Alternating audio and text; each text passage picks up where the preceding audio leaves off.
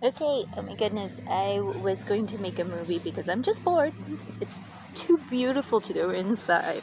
So I'm at the Flavel house, George and Mary Flavel's house. We took a beautiful walk and sat at the far end of town and just absorbed beautiful nature, and a dog was trying to eat our cookies, and then we got a gas station coffee, and currently the vitamin water is my excellent stand for the phone. I'm not trying to invade anyone's privacy here.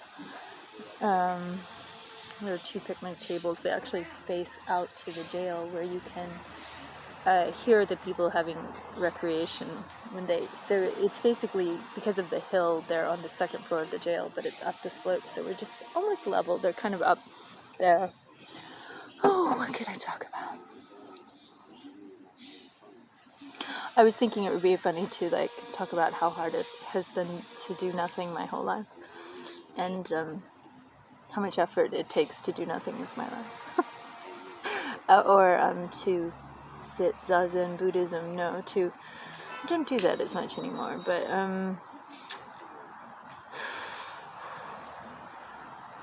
deep in the pit of solitude or something.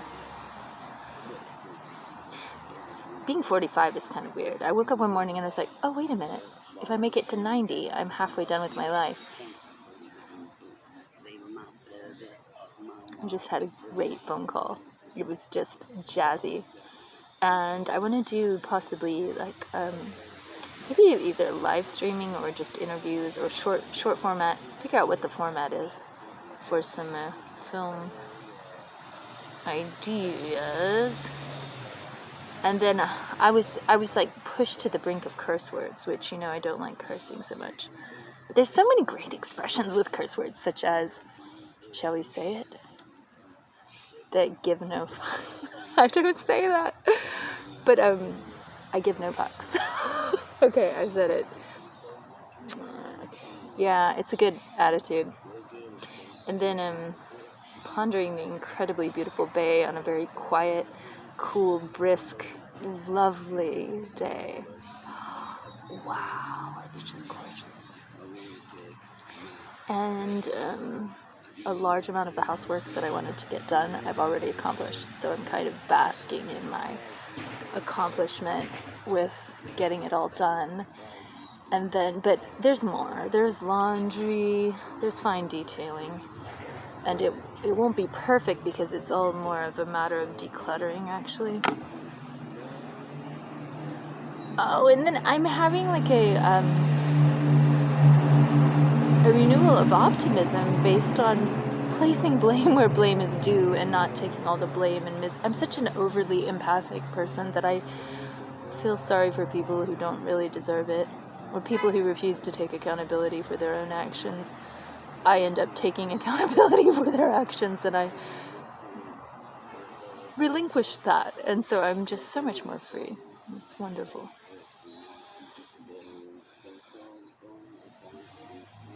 And looking forward to more of that.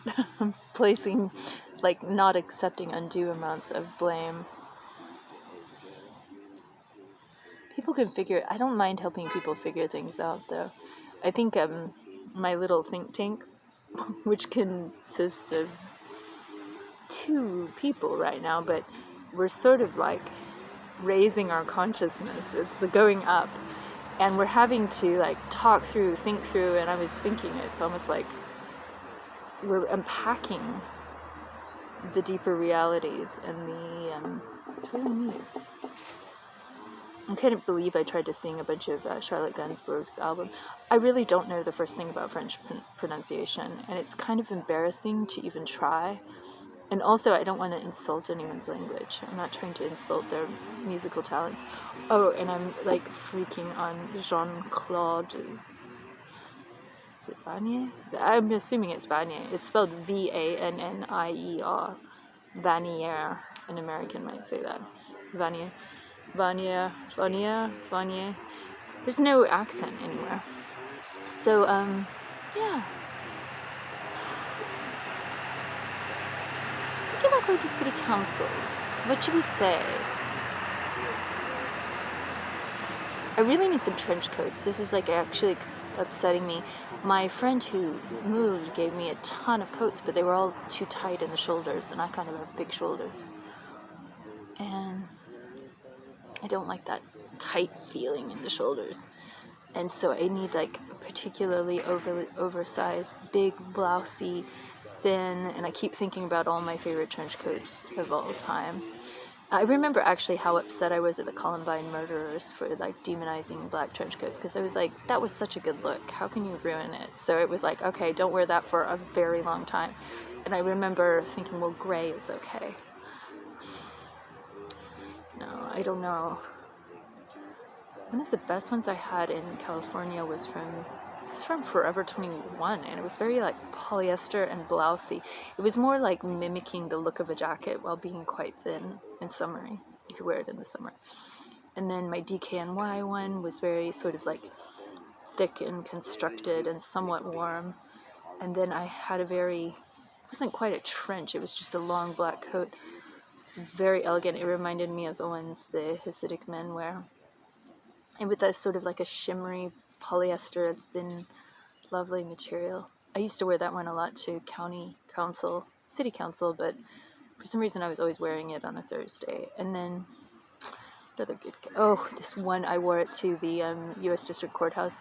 It was it had the 90s constructed like huge shoulders, like intimidating looking puffy shoulders, with a blousey crepey polyester with almost like a shimmery wrinkle, like a parachute. And it had such a flow, and when you walked, it had this like swish, swish, swish.